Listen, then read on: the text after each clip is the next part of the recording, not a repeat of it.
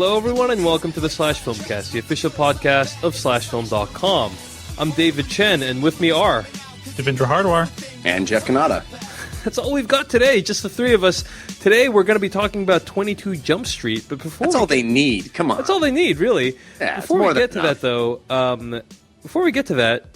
we are going to talk about what we've been watching this week, and also... we're going to try a little bit of After Dark-like action, where instead of talking about a bunch of film news, we'll mention the film news, but we'll also talk about something that Vince Mancini from Film Drunk wrote about this week called Deal Breaker movies, which I'm really looking forward to. So we'll talk about what that is in a little bit. If you want to find more of our episodes, you can find them at slashfilmcast.com. Email us at slashfilmcast@gmail.com. You can also call and leave a voicemail at 781-583-1993. So let's get on with the show. Devindra Hardwar, I think you've been watching a bunch of stuff this week, yeah? Actually, no. Let's go to Jeff Kanata first. He watched something really consequential, didn't you, Jeff? I sure did, Dave. It was a tiny movie that I managed to get my hands on. Don't ask me how I did it. But it's not yet released. I heard you're sleeping with one of the producers. If I'm lucky. I got to watch Dave and Stephen Tobolowsky's The Primary Instinct, which recently completed a very successful Kickstarter campaign. Dave, perhaps you could explain. Oh, yeah. This is the storytelling / concert movie I'm making with Stephen Tobolowsky, and a lot of Slash Filmcast fans backed it. And you didn't watch, technically, the film. You watched a very crude, rough cut of the film. It was with marionettes, and it was strange. It was like animatics instead of actual CG. Yeah. So it's a very rough cut. We're still working on it. There's still a lot of work that needs to be done. But Jeff, you probably saw enough to get a good idea of what the movie's like, right? Yeah, we've been joking around, but in all seriousness, I was blown away by the movie, Dave. I'm not just saying this as a friend and colleague. I'm saying this as somebody who is now a huge fan of the movie. It's one of the best movies I've seen this year, and I'm not saying that just because I like you. Better than Noah? Well, it's certainly better than Noah. I will say that.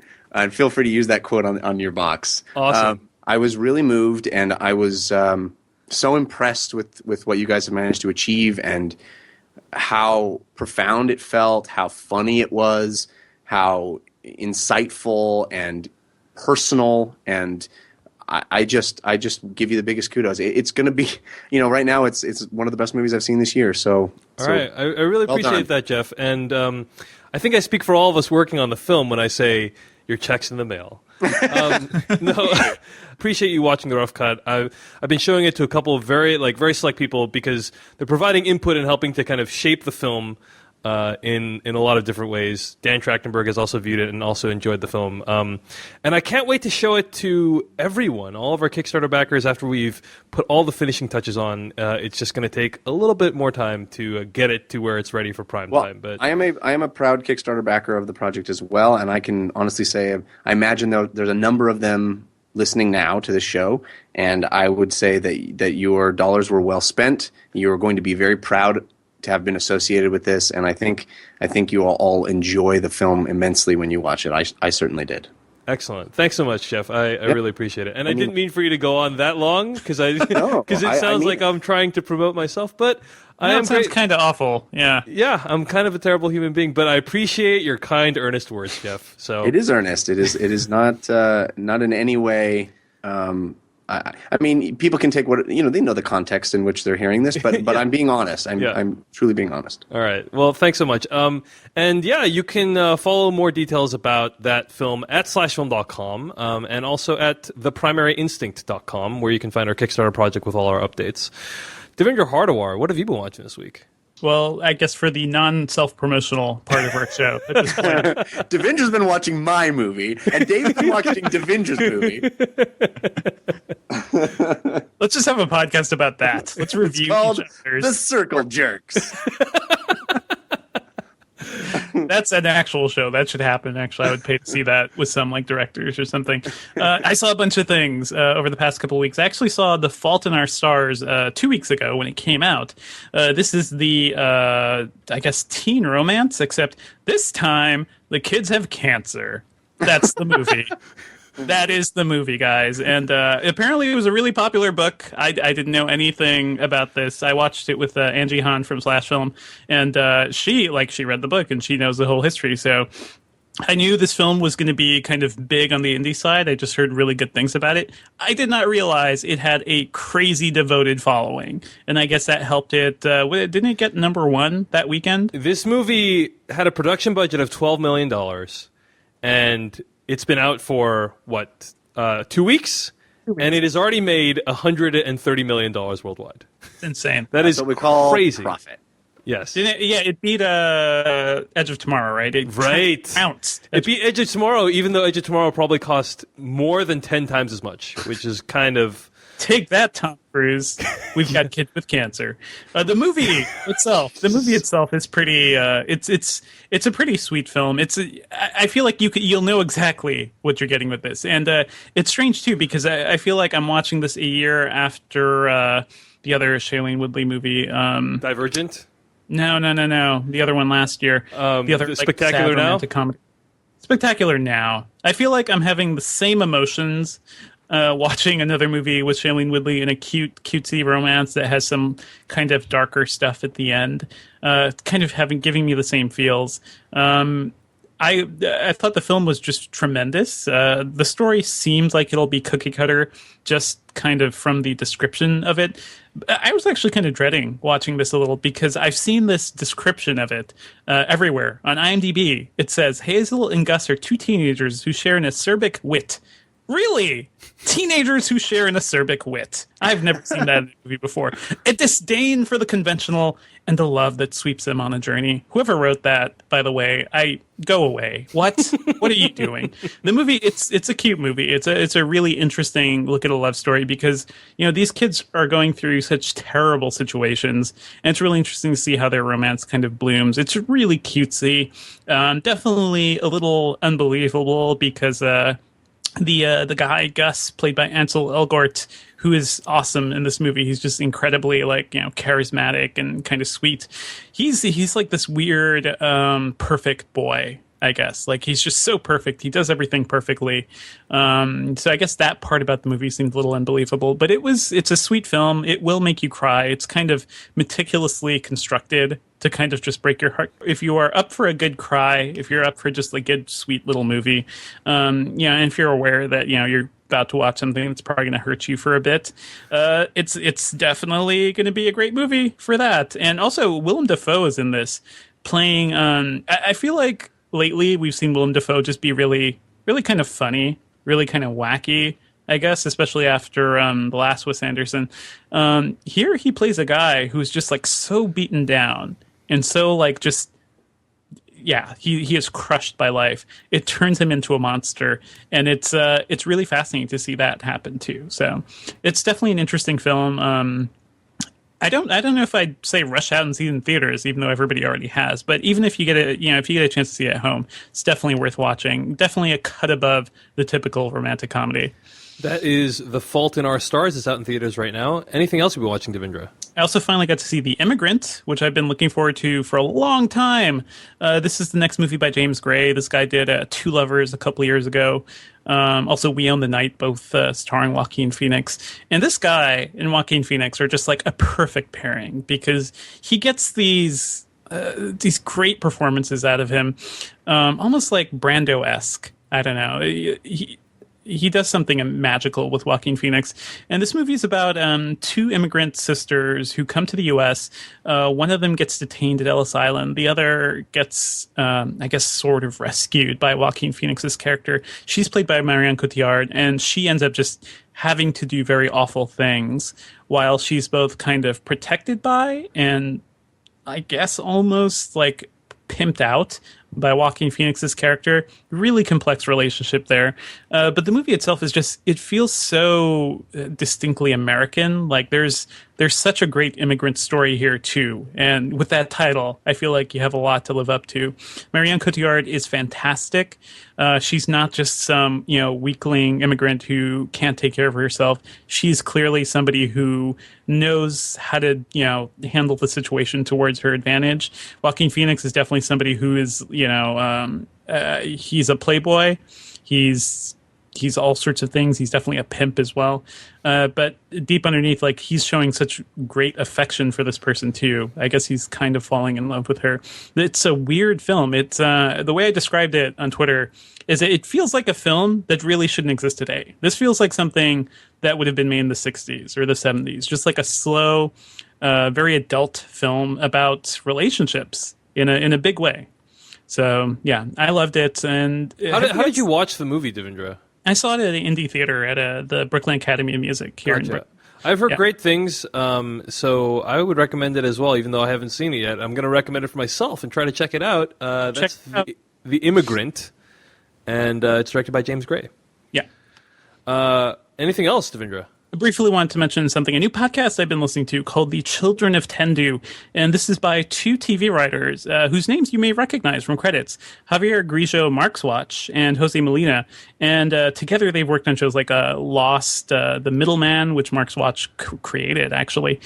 Sleepy Hollow, Sequest, Dark Angel. These guys are kind of legends, actually, in the TV industry. And you've likely watched several of their shows and maybe found some of the sensibilities. And this podcast is all about, it's sort of like a how-to guide of how to become a TV writer in Hollywood. And it's interesting if you're interested in that. But even if you watched any of their shows, or you're interested in the TV business at all, it's fascinating. Just hearing their the stories they have to tell, the kind of advice they have to give. And also, they're two hilarious guys. And they also have a very different perspective in Hollywood because they're like two of the few Latino writers who've been writing since like the 90s and have been in very popular shows. They give you a really interesting perspective of Hollywood. So definitely check it out. It's free. Just search Children of Tendu. Tendu. How'd you find it, Devindra? I was recommended to it. Somebody recommended it to me, and I'm a big fan of both of them, actually. And I love The Middleman. The Middleman's just like such a cute and adorable and weird-ass show.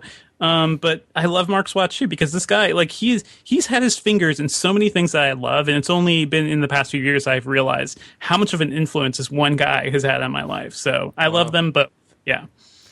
Well, that's The Children of Tendu, Tendu, and you can find that podcast available wherever podcasts are downloaded. And that's all for what we've been watching this week. A few pieces of news this week.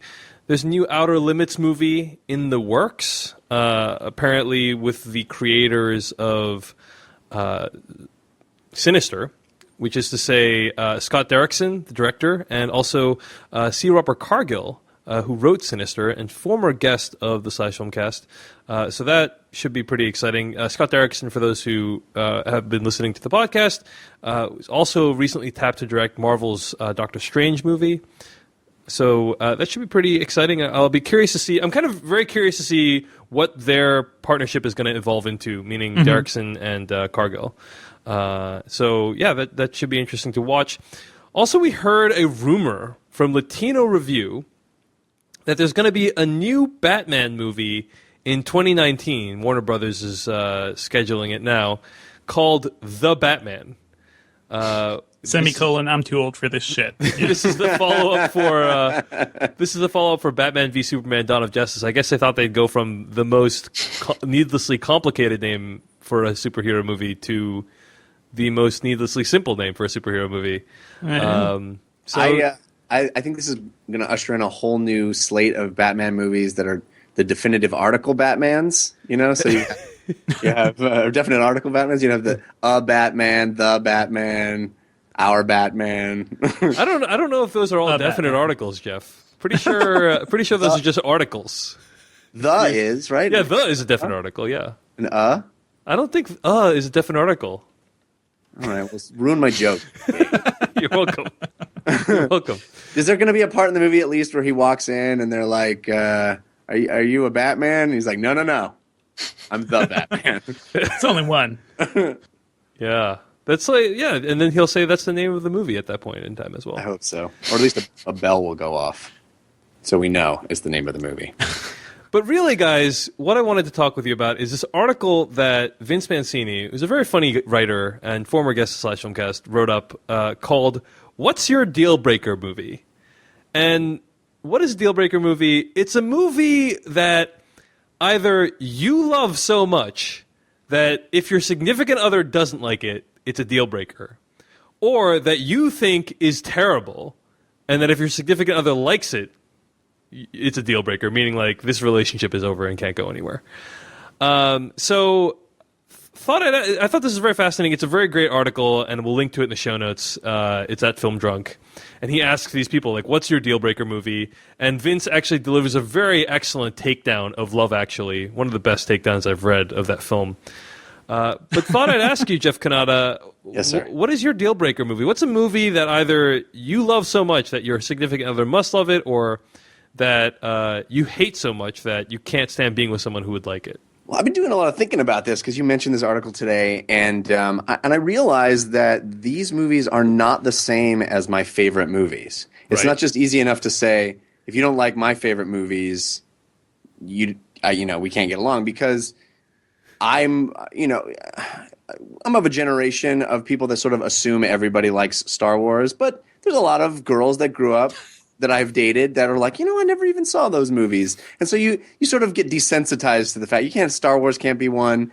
But if someone said like, I don't like those Back to the Future movies, I think that would be a problem. You know?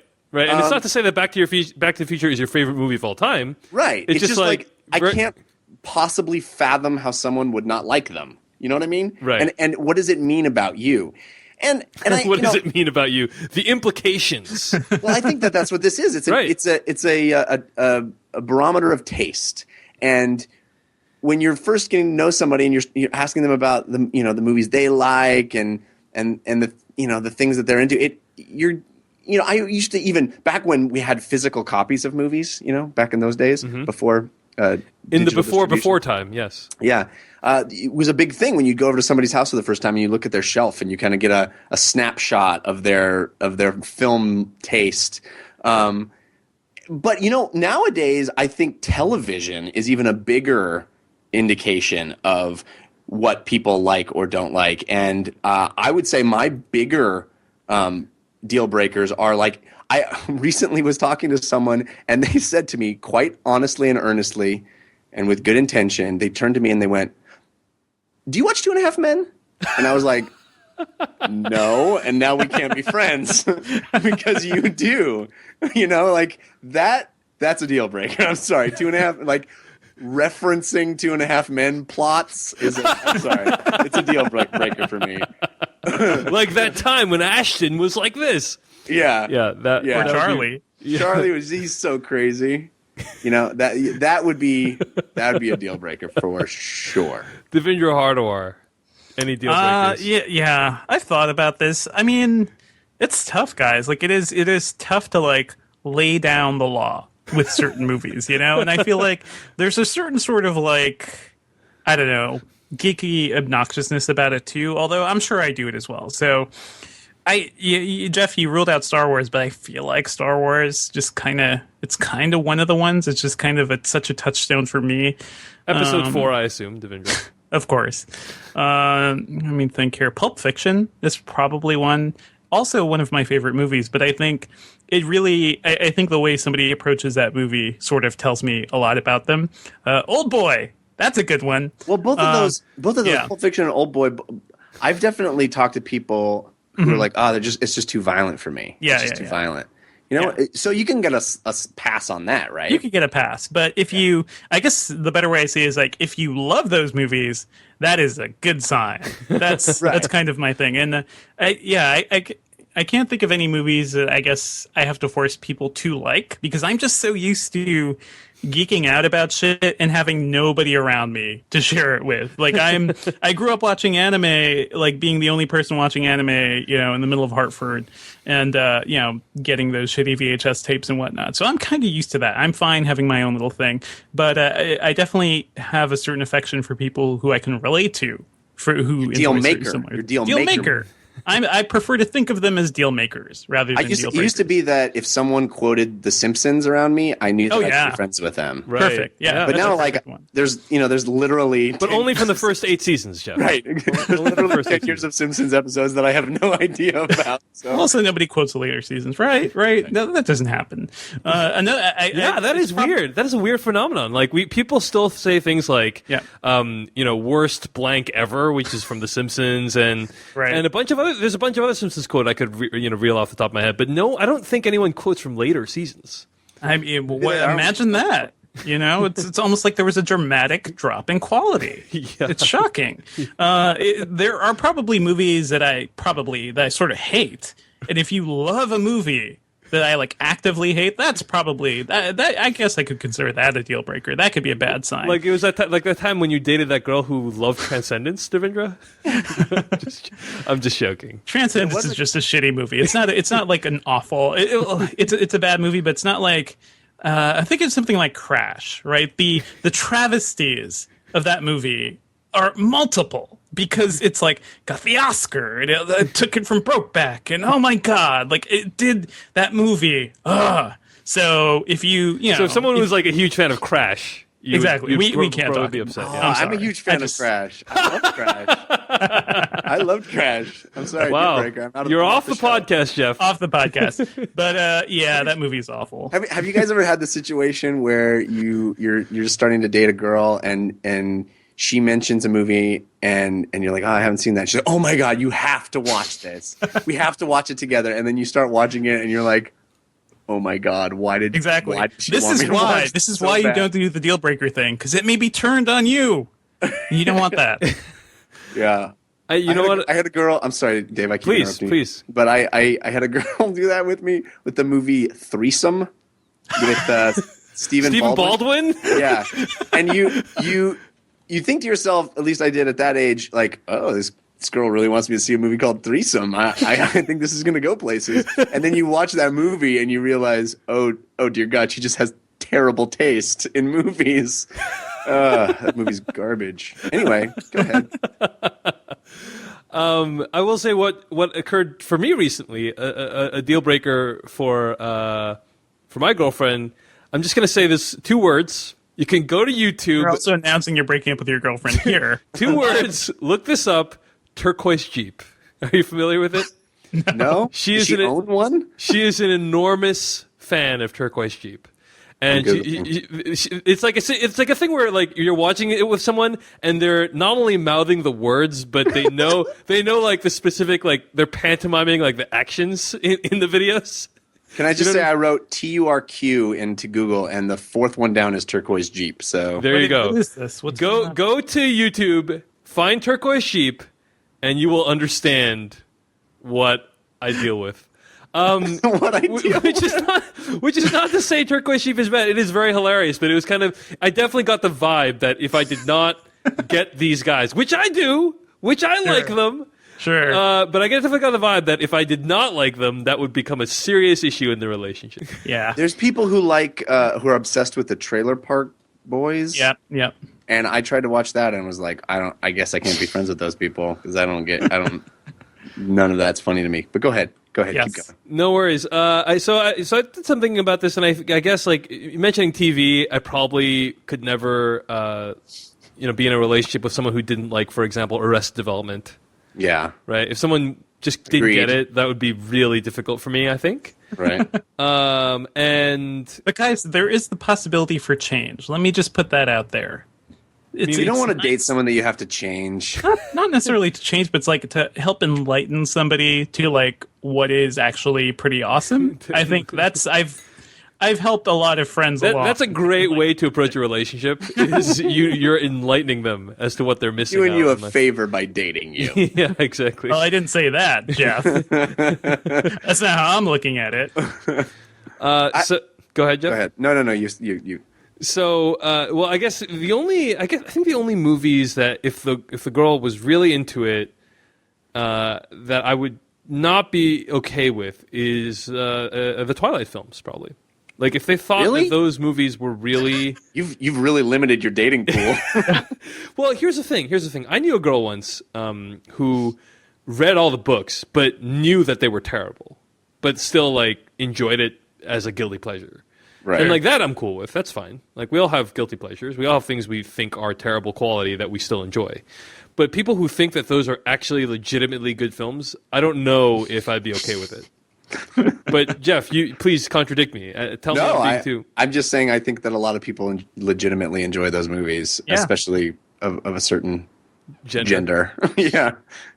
Don't you guys don't think that television is even a stronger medium for deal breaking nowadays? Because I mean, we're in this amazing golden age of television, and yet we're also in the age of the worst television ever made, coexisting. You know, like this, like Housewives of whatever. Right.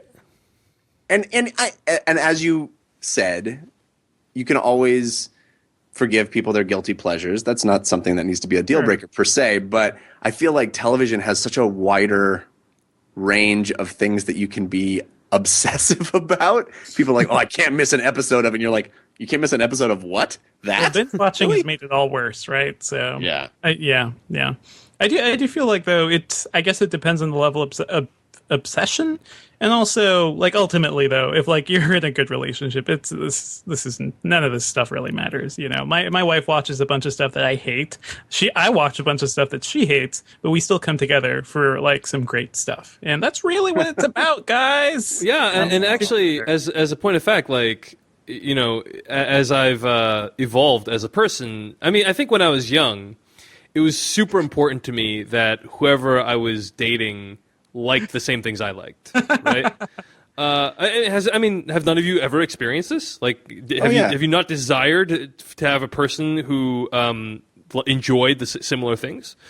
Sure. But then over time you realize like that's not as important as being emotionally compatible or whatever other metrics of compatibility.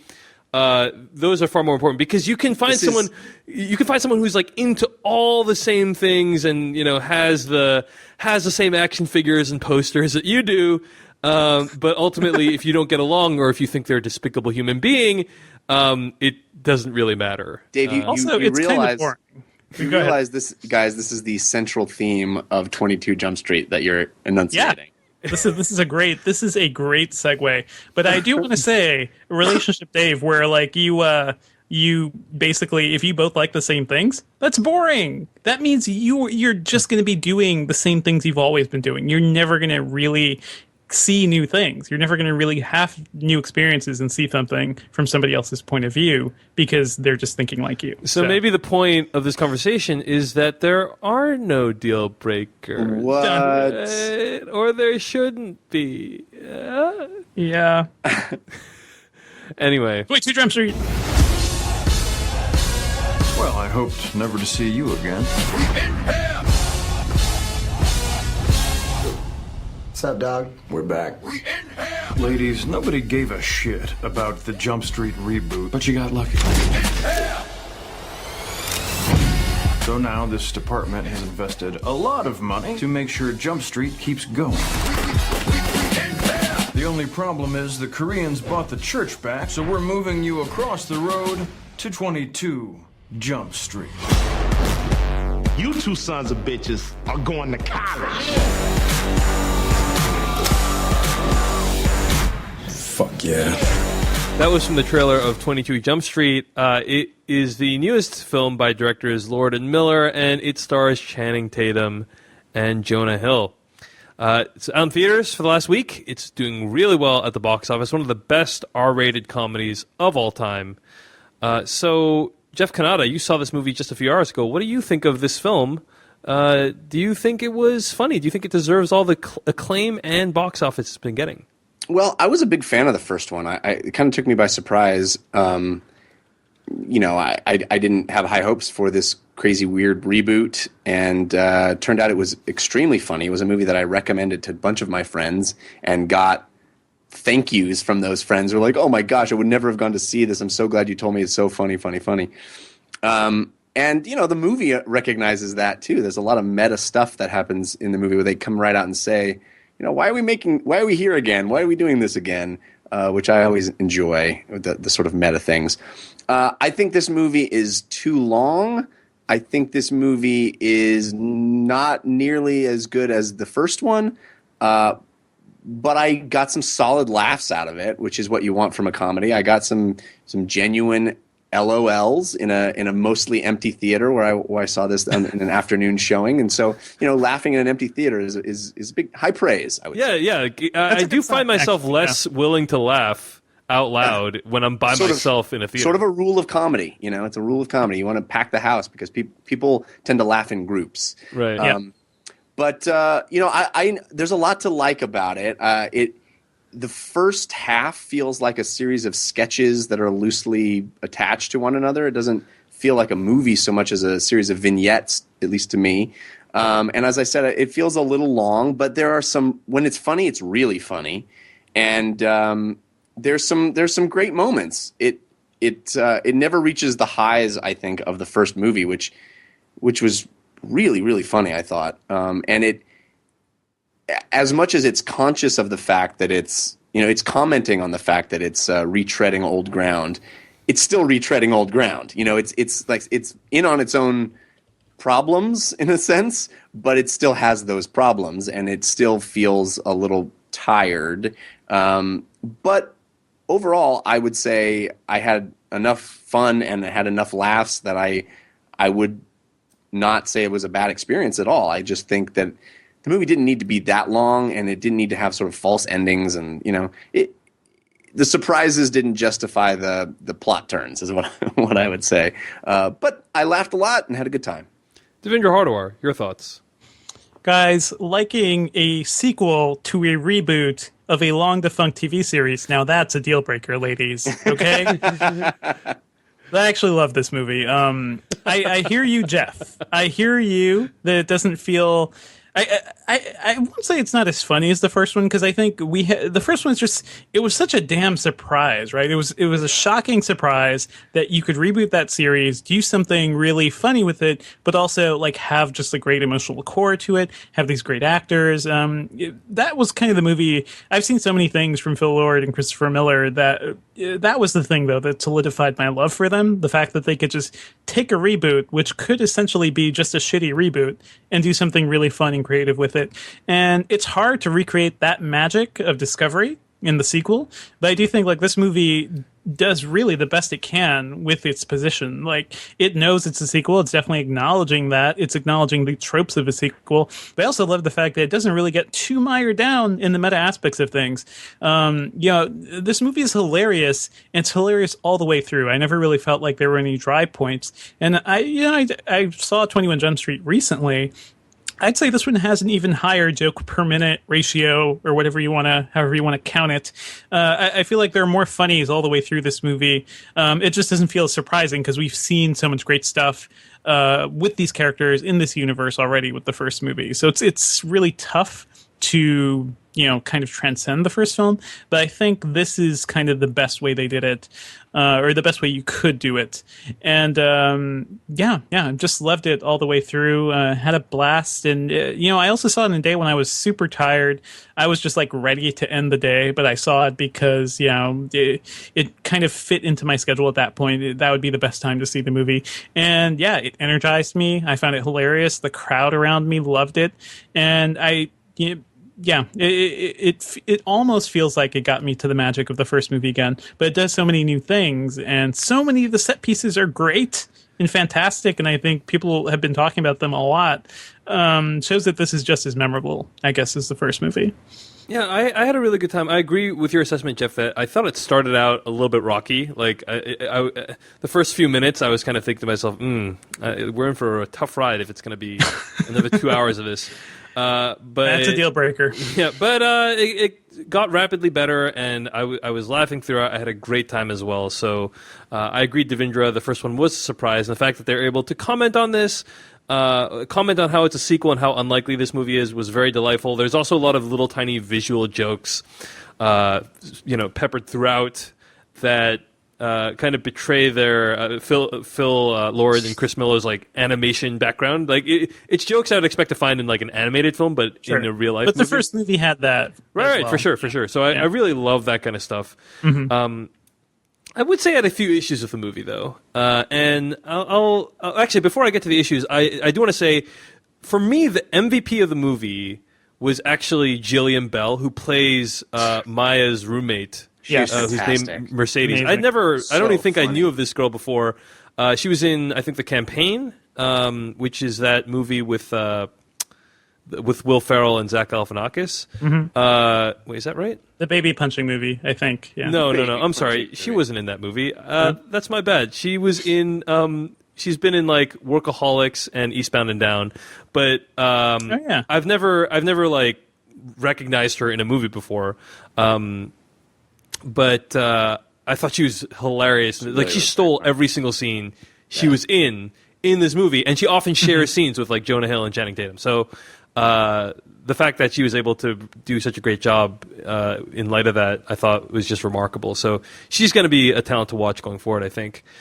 But a few beats of the film, like one of them was I spent a good 5 to 10 minutes today contemplating whether or not the way this movie treats prison rape is okay. Yeah, that is problematic. Is it ever okay? So the question is like, is it ever okay to make light of prison rape? And my initial reaction to that is no. Like, you shouldn't ever make light of prison rape. Like, the fact that people make light of prison rape all the time is pretty shocking, in my opinion. Like, I mean, Dave, what I would say, though, is like a good comedian, right? A great comedian. Louis C.K., I think, would be able to tell you a great prison rape joke that would offend you, but at least would actually be a great joke and maybe would be worth it. I don't think this movie, what it does with that whole sequence, I don't think this movie gets to that level. I think it's just kind of cheap, especially given that everything around it is so much better.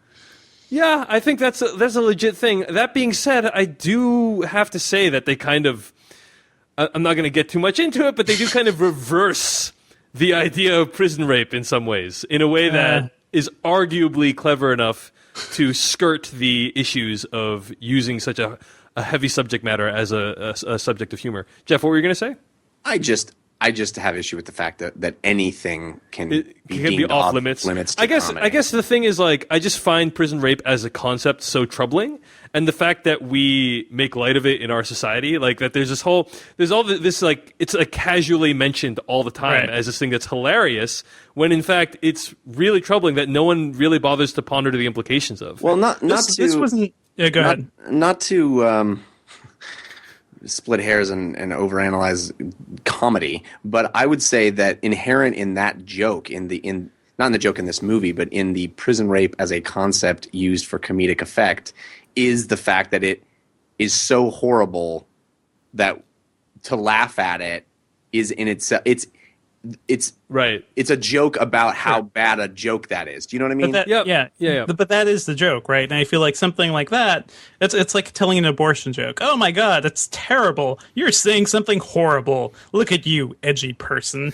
And I think like there's a certain danger of that in comedy. I remember that whole sequence in Horrible Bosses where they had that extended prison rape joke scene. They're like, oh yeah, I totally get raped more than you or something. I was like, that was a movie that I didn't really care that much for, but that was like a definite low point, and I think I brought it up in our review too. Like that, you can do this much worse, and that was actually much worse than 22 Jump Street. Right, so that's true. It's true.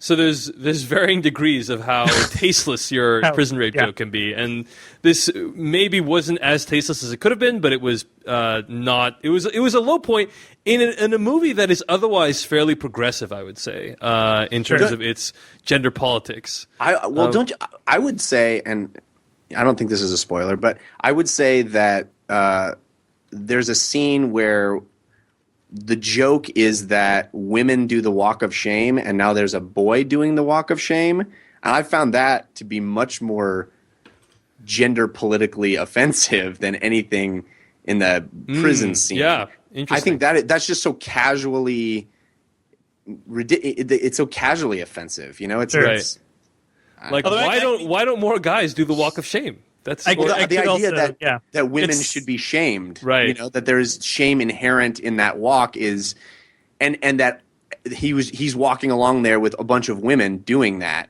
and he feels sad. You know, it's like that to me is it's like out of the 50s. But that's a joke that I feel like you could more easily defend, because the joke is just there's no dialogue, there's no setup, it's just an image. And I do feel like anybody who went to college will kind of understand what's going on there. I understand that.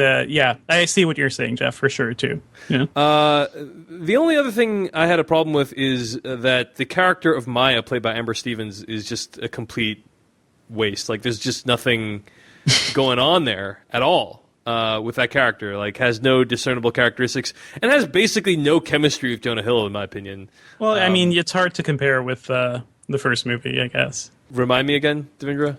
Brie Larson. And Brie Larson's amazing. Brie Larson's amazing and everything. And I like Amber Stevens, actually. I watch Greek, and that's a fun show, and she's fun in it. Yeah, no, she's fine. I just think that the role is woefully underwritten. They didn't give her much to do. Yeah, and she is more of a plot device than anything. That's kind of a bummer. And actually, Tasha Robinson wrote this great piece this week. You guys probably read it, about the idea of how like strong female characters are being ruined. Basically, that piece was so good, it actually made me like How to Train Your Dragon 2 less. That's how good it was. There you go. I'd strongly recommend you check that piece out. But yeah, it just is a bummer whenever you see a movie where there is a character whose only job is to fall in love with a guy, but I guess that's most movies these days. This is a love story between the two leads. Right. This is what my film studies professor would call homosocial, and we would call it bromance.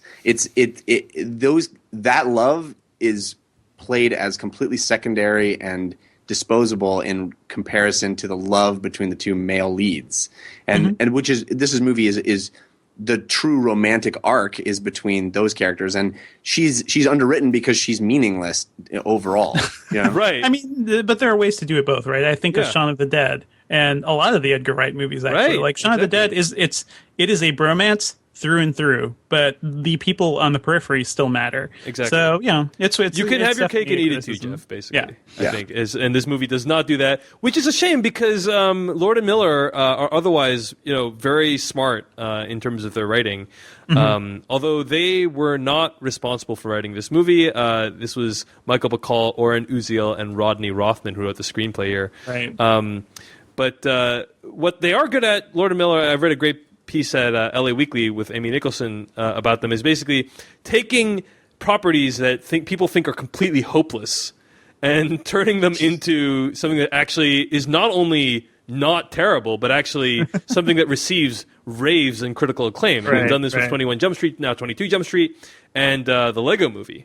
And also, they looked at Ghostbusters 3 and they're like, guys, we're tired. We have our limits. They also did it with Cloudy with a Chance of Meatballs. That movie also had a fairly troubled history. So I think they've done it again. I mean, they've obviously made a hugely successful film that, for the most part, is really, really enjoyable. So I think it's something that if you're on the fence about whether to go check it out, I think you definitely should. It's a really good Is there film. anything they can't do? Well, one thing that they were actually saying in this interview that I'm referring to is that they want to tackle something that people genuinely have expectations about, that people actually might think could be good, and see how they go with that and make something original perhaps, as opposed to basing it off of a toy line or something like that. So it will be curious to see how they evolve, but they are at the top of their game. I think they're one of the only few directors to have 2 movies open at over $60 million in 1 year. So they are on a roll right now, and it's incredible to see. I'm kind of glad that they admitted they didn't take Ghostbusters 3, right? Like they said they couldn't do it. I'm kind of glad that hopefully they can stay away from, I don't know, the crazier soul-sucking projects, and maybe we'll get some things like. I don't know, dude. I think Lego Movie has probably had the potential to be pretty soul-sucking already. Sure, as well as 21 Jump Street, but seeing how these guys work, I guess I've seen Clone High, I've seen Cloudy, and I think Lego was a good fit for them. Just having seen those 2 properties, I was definitely worried about 21 Jump Street, but then they proved they could do it. Yeah. So, for but sure. I feel like a Ghostbusters movie, take whatever expectations you have about a 20-year-old dead TV series, and add Ghostbusters. That would be insane. That would be Did you guys read that article on the site this week about who is it? Landis's pitch? Yeah. I thought that was pretty awesome, actually. You guys didn't care for it? Walk us through it. Yeah, I didn't see the pitch. So supposedly, so it starts in the. I'm going to get this wrong, I'm sure. So apologies in advance. But it starts in the 20s or something like that, or whatever. It starts a long time ago. Big fat guy he is killed with, and it turns out that's like the origin of Slimer, which is kind of a cool way to start the movie. And then smash cut to the title, and then it's basically the whole movie is a metaphor for the Ghostbusters idea, the Ghostbusters IP, the franchise, right. In that there is here. Let me just read from Max Landis' tweets. Better doing that than me rambling on. My full movie concerns several new teams, focusing on one grown from the Ghostbusters franchise, which is now global and going bankrupt. Ghostbusters have become a parody of themselves. There are barely 12 ghosts caught a year. People have forgotten what happened in New York City. Egon has passed away. Venkman lives on an island. Winston retired rich. Only Ray Stantz is left in charge, and he's a terrible businessman. In an effort to bring back business, an obsessed team whose station has been shut down attempts to summon a minor ghost. Mistake. Gozer. It's up to our hero team to stop the bad team, reunite the fractured franchises, and save our dimension from a very pissed off demigod. So it's like a meta commentary on what's happened with Ghostbusters in reality. Yeah, so you have like this team that's the sort of all flash and no substance version of Ghostbusters that the sort of legit guys have to transcend to actually win the day. I thought that was a pretty clever pitch. I'd get behind that. Yeah, I just have the feeling we're never going to see this actually happen. But that's I kind of hope we don't. Yeah. Personally. Yeah. So anyway, that's another meta movie that might be commenting on its own sequel status. But it sounds like we all really enjoyed this one. I think like the pacing of the jokes is really great with this film. Like there's like a laugh every minute or two at least, right? And they just like the jokes come fast and furious, and the chemistry between the leads is obviously excellent by this point. So it's a really, really fun time at the movies. And any other thoughts before we wrap up for today, guys? I would say I definitely didn't like it as much as Neighbors this summer. As far as best comedy of the summer so far for me, Neighbors really outshines this. I still need to see that. Yeah. Ditto, yeah. I do feel like can we jump into spoilers quickly? Sure, why not? Yeah. Spoilers for 22 Jump Street starting right now.